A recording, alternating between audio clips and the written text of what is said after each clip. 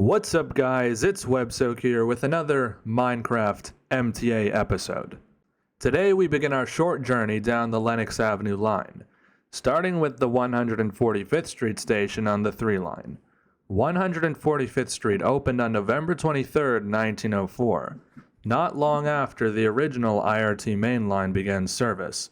For roughly half a century, 145th Street was the original IRT Lenox Avenue line terminal. The station is unique amongst the many New York City subway stations because it was never lengthened. Slated for abandonment back in the 1960s, the station managed to survive its proposed downfall at the hands of the 148th Street Lenox Terminal station just one stop up the line. Unfortunately for the station, the cost of its survival meant that it would forever remain a half-length station, only now able to accommodate the first half of trains. Unlike other IRT stations that handle 10-car trains, passengers must be in the first 5 cars of a 3 train to exit here. The station features an entrance on each corner of 145th Street. The uptown side, however, does not permit entry and is designated as an exit-only platform. Despite its shortcomings, the station received an ESI renovation in the 2010s and now visually outshines the rest of Lenox Avenue. So with that, I'd like to welcome all of you to the Minecraft MTA IRT Lenox Avenue line. This is 145th Street.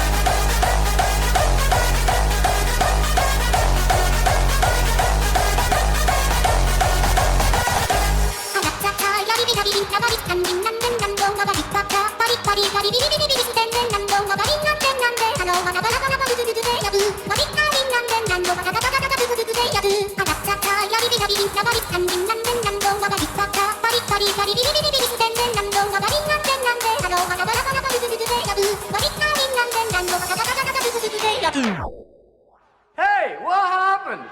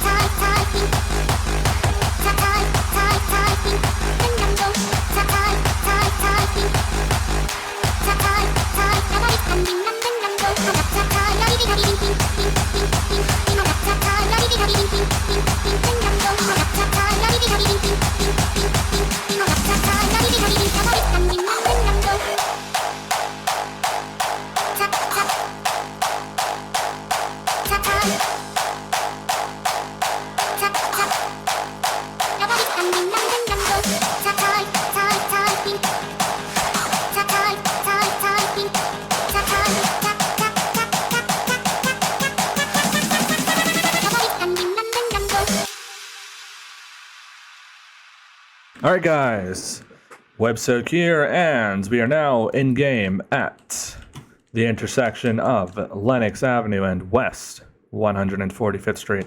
So let's take a look at the station. You can see right away it has a different entrance design here. So normally you would see the slimmer part carry over to the back, but this time it's this much thicker boxy part. And so I'm not sure why that's the case, but that's just what it is. So 145th Street Station, downtown and Brooklyn 3. Let's head down the stairs here. You can see here there's the stairs, the ESI stairs. We haven't used these since 23rd Street on the F, which was our last ESI station. And look at this. I had to angle these so that they would be sloped. So these are technically an angle, but I had to slope them. So these are sloped here. Here's the fare control area. I'm always tempted to call these mezzanines, but it's not really a mezzanine unless it's in its own, it has to be on a separate level in order to be a mezzanine. So I don't think this counts as a mezzanine. These are new, emergency exit or ESI emergency exits. That's nice. Yeah, so these are new, and I do like them. They came out pretty nice. All right, and then here's the booth. There's the booth right there. Here you have the MetroCard machines, and the other entrance, exit southwest corner of 145th Street and Lenox Avenue, and it's like the other one, same thing, but flipped the other way. Then there's the 145th Street Bridge, which is not connected to the Bronx yet. And over here you have a help point on the platform, and then the MetroCard machines there. You have this flower design along the top of the wall, which carries down the rest of the Lenox Avenue line. The entire Lenox Avenue line features roughly the same layout throughout most of it, except this one. This one actually is a different layout, as well as Central Park North, but the other three stations between have different layouts, or have the same layout, but different from this one, but they have the same as each other. Over here, this part's really weird. So the pillars are gone, middle of the tracks, there are no pillars there, and whereas the outside area has a ton of pillars. I don't know why. There's just a lot of pillars on the outside over here, and none in the tracks. I don't know why they did that. Then here you have the S-curve. This fence is there in real life. It's there so that they could shave this off, and presumably the trains don't hit the platform edge over here. At least that's what I assume its purpose is. And then here you have the S-curve. You can see it's a little bit different than in the time-lapse. I made some improvements and changes since the time-lapse was recorded. And then over there you can see the portal, which goes to the yard and 148th Street on the 3 line. Then we can go down here. We'll cross over the other side. Here are the mosaics, 145th Street, and then the ESI benches. Of course, you can sit on these. If you'd like, you can sit on the ESI benches. All of them. Unlike the other one, where you can only sit on 4 out of 5 spots. This time you can sit on all 5 spots. Yes. Oh, come on. I have to press shift, apparently. I can't just reverse right-click. Apparently not. Let's head down the platform, and we'll go to the other side once we get to the end. So you can see it has the round pillars as well, so I had to do this to the signs. I had to make the signs round. Let's see. Oh, that's kind of weird. You see the 5? It almost looks like it's hooked towards the edge when you look at it from this angle. And then the 4 is curved. It's rounded, I guess. Not curved, rounded. So yeah, that is a rounded pillar. With rounded signs. Hope you guys like those. Here's the other area. I did not fill in these art pieces. I'll probably fill them in at 125th Street, but I don't really consider them that significant to the station itself. I feel like they're really easily overlooked. That's not good. This part's dirty. That was not intentional, by the way. Alright, so here's the end. You can see here's the stop sign. And also notice the roof is different. It's a flat roof instead of the typical rounded crossbeam roof. And oh, I left the storage closet open. Let's actually go close that. So we're going to cross over. We'll take the ladder down here and just walk a little bit into the tunnel. Is it too dark to see it from here? Yeah, it's too dark. Well, down there you have the Lenox Avenue junction. That's what I call it. That's the junction where the 2 and the 3 split. So let's just close this. Oh, that made a cool sound. Alright, so here's the other side. And then we've closed the supply closet, storage closet area, which I left open for some reason.